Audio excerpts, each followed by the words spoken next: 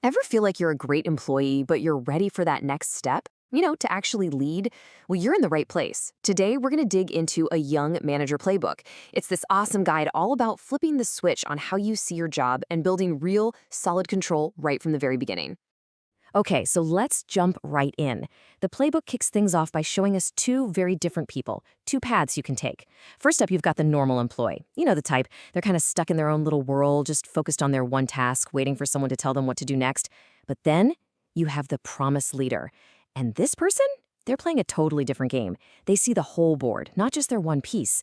They get how what they do fits into the grand scheme of things, and they don't wait to be asked. They just do. And the author, Islam Ali, he hits us with a really important truth right away.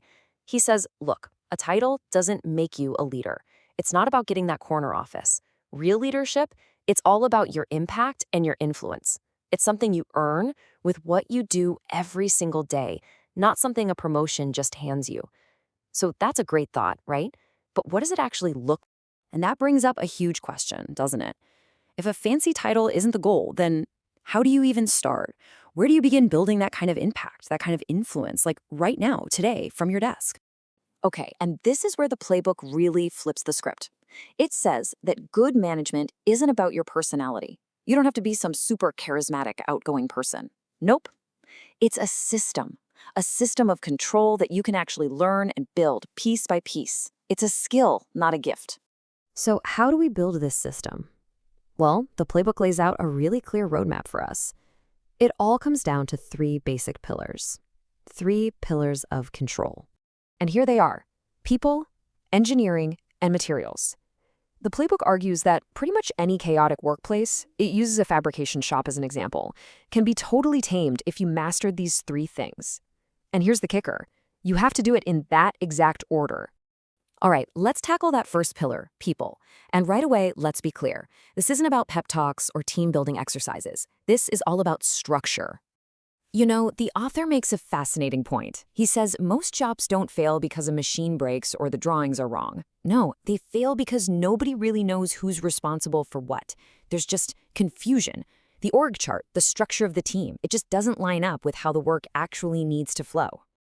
So here's the golden rule, the big secret. Stop thinking about job titles. Forget that old org chart. The very first thing you have to do is map out the activities, what actually has to get done step by step. Once you have that, then you build your team around that flow of work. So you really have to get in there and map out the whole process from start to finish. Take a fab shop, for example. The work comes in as drawings, then materials arrive, then fabrication happens, then inspection. You see, each of these is a distinct activity. And the most important part? Every single step needs to have one person who owns it. No questions, no confusion. That's where real accountability starts. Okay, so once you've got your people structured around the actual work, it's time for pillar number 2, engineering. And this, the playbook says, is where production really begins. And this is where we need to make a pretty big mental shift. See, most of us think of engineering's job as, just cranking out drawings. But that way of thinking, it's way too small. And honestly, it's a recipe for chaos. This is the big idea here. The real output from engineering isn't just a drawing, it's a complete work package. And that one change turns their job from just providing info into creating something tangible, something you can actually measure and control. So what the heck is in one of these work packages? Well, it's way more than just a shop drawing. It also has a cutting plan, and this is the most important part, a material takeoff, or MTO. That's just a fancy term for a super detailed shopping list for that specific job. With all this, the team on the floor has everything they need. No more stopping, no more questions. The whole process just flows. And this simple quote perfectly connects us to the next pillar. It's a non-negotiable rule in the system. No MTO means no materials get issued. No materials issued means no fabrication happens. Period. It's a simple, powerful way to stop chaos before it even has a chance to start. And that rule leads us right into our third and final pillar, materials. The playbook calls this the absolute heart of fabrication management. And the logic is simple. If you don't have control over your materials, you have zero control over your business. So here's a little test for you. Can you, right now, instantly answer these 3 questions? 1, what do we have? 2, where is it? And 3, who is using it and for what job. If you have to pause or say, you don't really have control. It's that simple. So how do you get that kind of control? The answer is just one word: discipline. Absolute discipline. The system has one simple, unbreakable rule: nothing moves without a paper trail. Every single piece of material is tracked. Control isn't built on hoping people do the right thing. It's built on solid procedures that everyone follows, no exceptions. Okay, that sounds like a lot of work, right? Setting up all these systems, enforcing discipline. So what's the reward? What's the big payoff when you finally get this kind of tight control over your people, your engineering, and your materials? Well, the reward is a big one: 30%.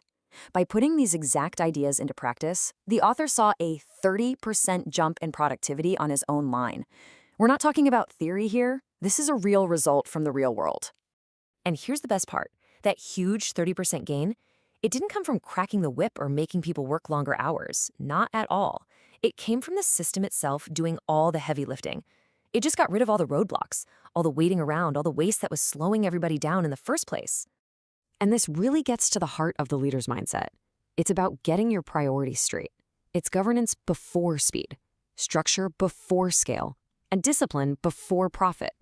You've basically stopped being a firefighter, constantly reacting to problems, and you've become an architect, building a system that just prevents those problems from ever happening. So, by getting a handle on these 3 pillars, you achieve something most managers only dream of. You're not fighting fires anymore. You've built a foundation that's stable, that's predictable, and that you are completely in control of. That is the foundation for success that actually lasts. But here's the thing: building that control, that's just stage 1. That gets you to stability. The playbook leaves us with one last big question to chew on. Now that you have this smooth, stable, predictable system, what do you do with it? How do you actually turn all that control into massive productivity and profit? And well, that's the next part of the journey.